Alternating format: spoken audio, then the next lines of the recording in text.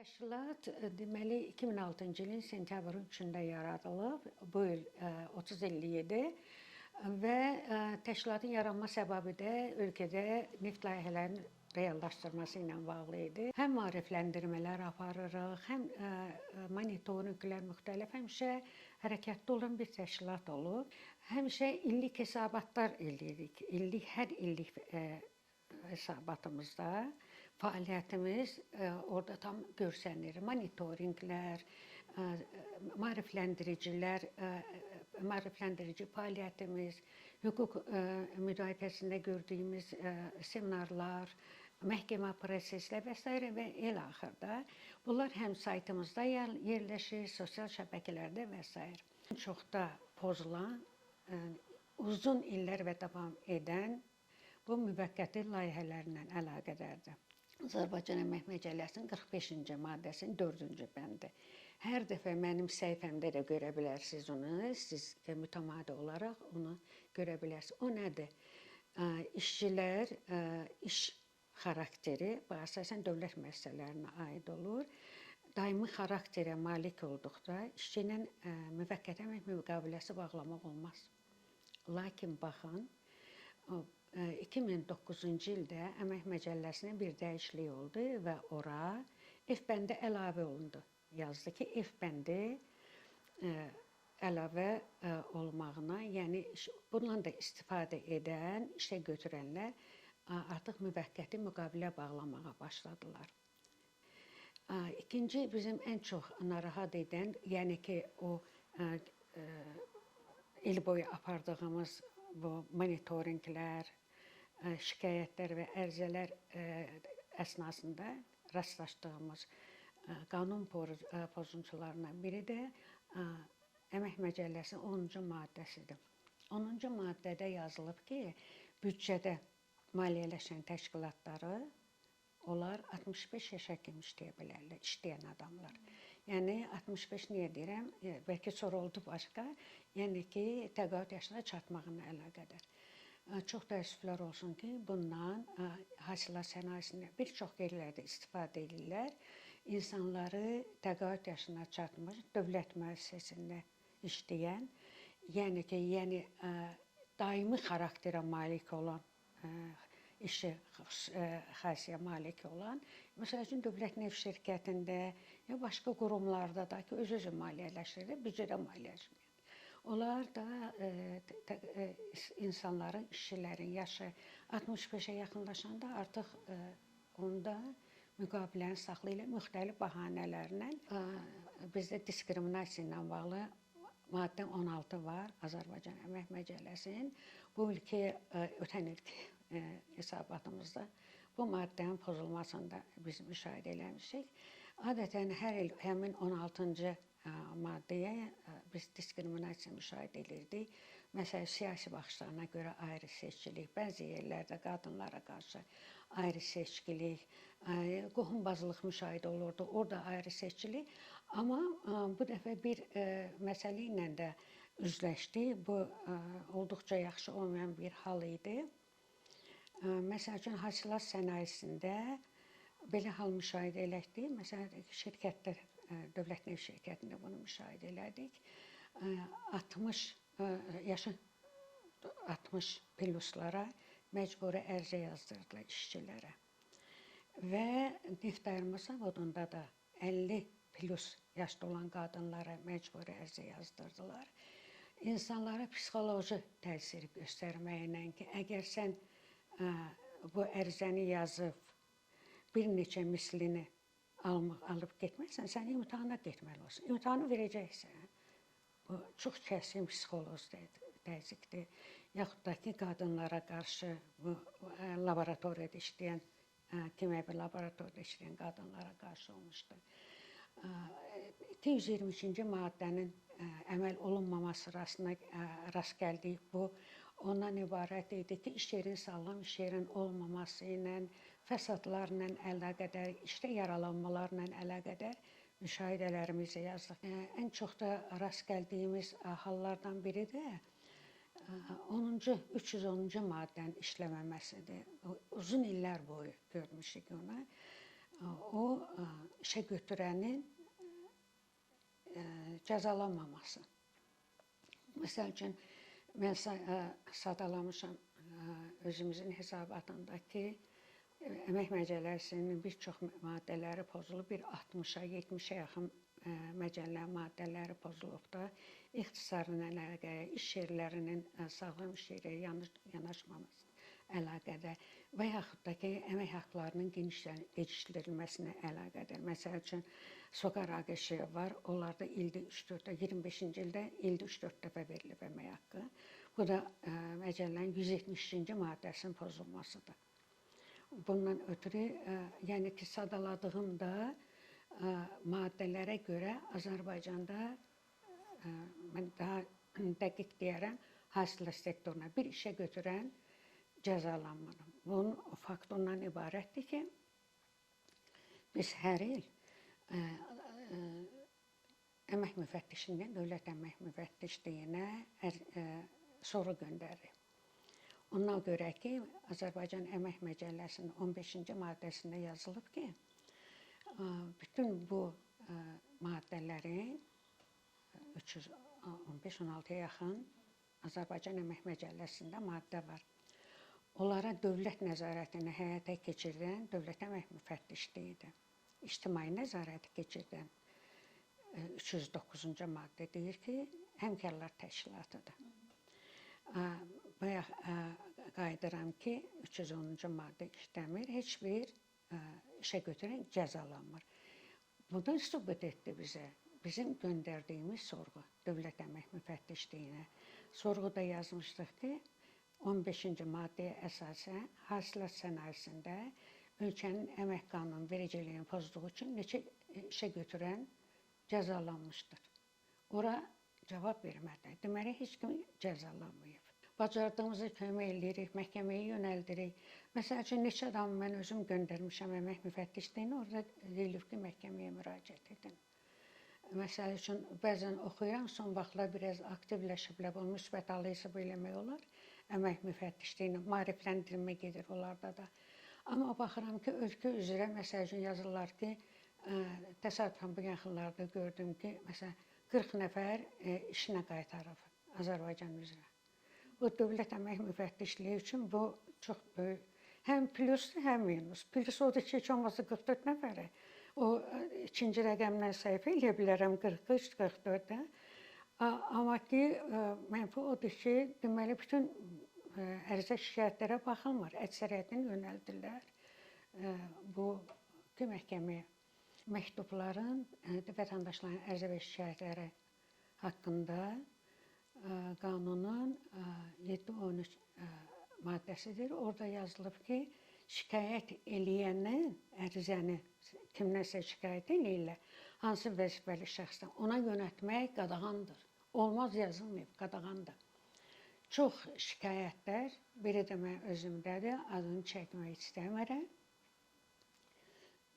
Ərizəni də göstərdilər uşaqlar mənə, o cavabı da. Təzəldən, məsəl üçün, hansı rəisdən şikayət eləyiblərsə, həmin rəisin üstünə qaytarıblar. Rəis də belə götürüb vərəqini işləyib ki, bu da sənə məktubun. Kökündə bütün bunların isə arzu olunmaz işçini vaxtında işə götürən istəyir onları azad eləsin.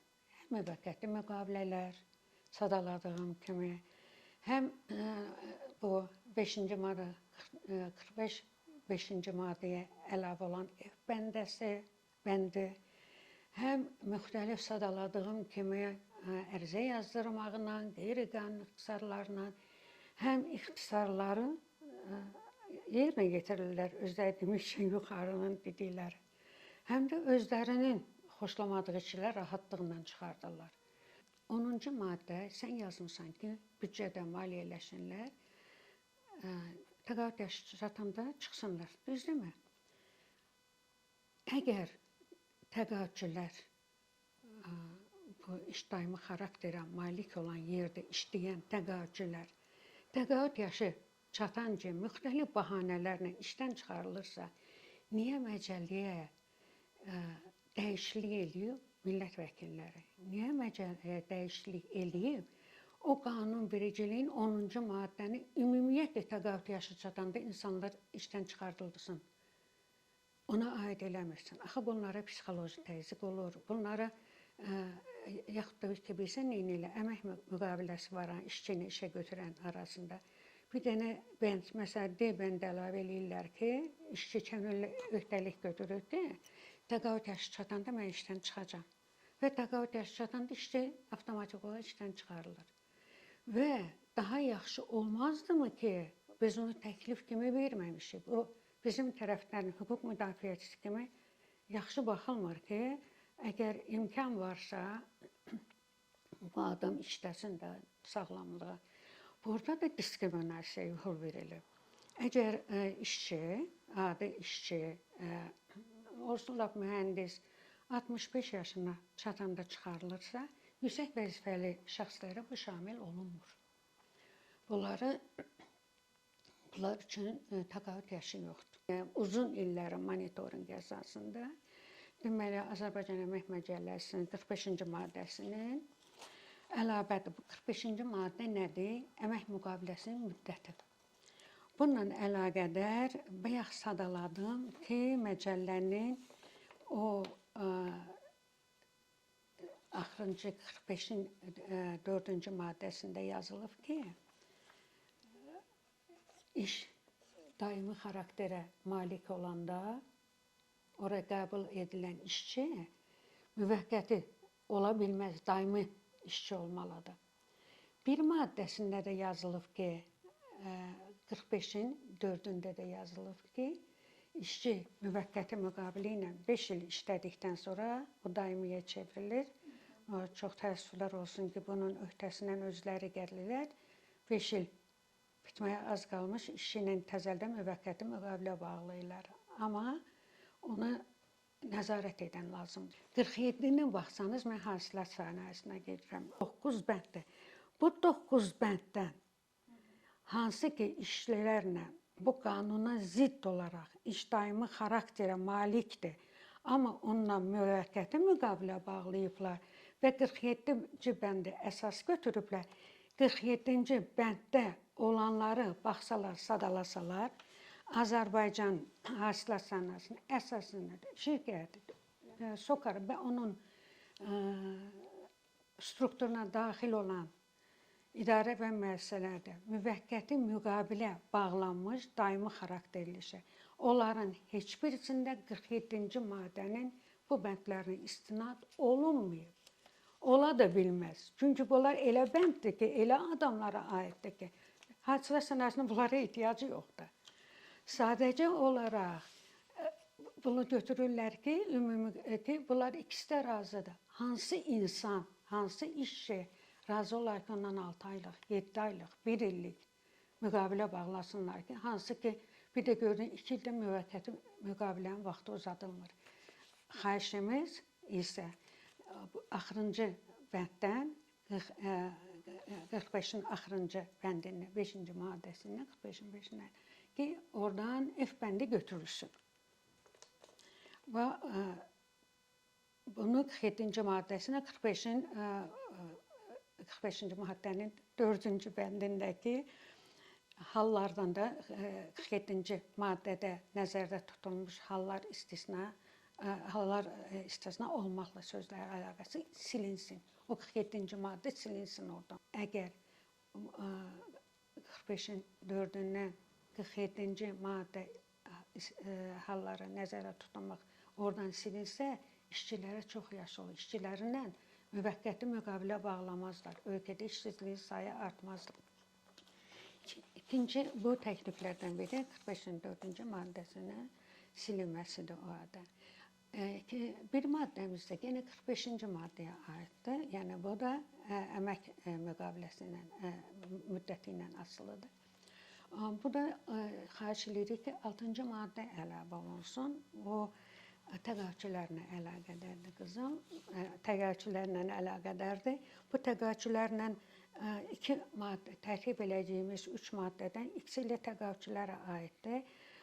Bayaq dediyim, sadaladığım ki, təqaüdçüləri bu ixtisar olanda şirkətdə, Aysla sənayesini müşahidə elədiyim yerlərdə 60 plusdan çoxlu sayda işləyən, məndə hesabatda var, onu istəmirəm açıqlayım.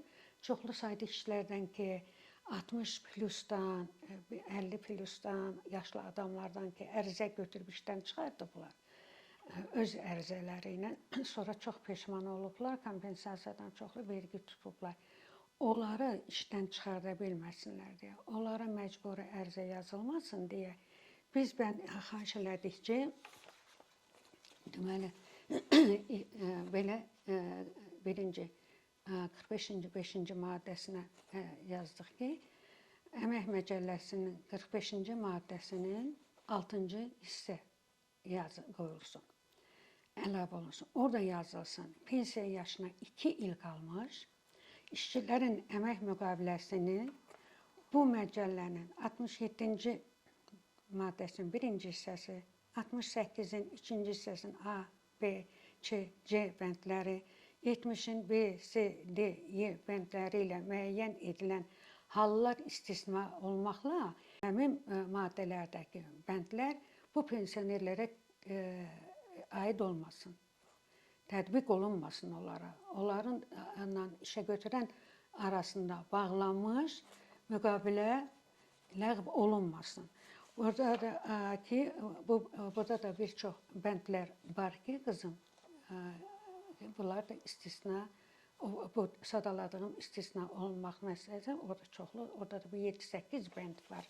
Bax, bunlar, buradakı bəndlər və s. Kimlər ixtisara düşməyə bilər, yaxud da ki, məsəl üçün, 2 nəfər eyni bacarığı var, eyni keyfiyyətləri var, amma onlardan birini ixtisara salmaq lazımdır da bir nəfər. O vaxt təqaüd yaşına 2 il qalmış şəxslər üstünlük verilsin.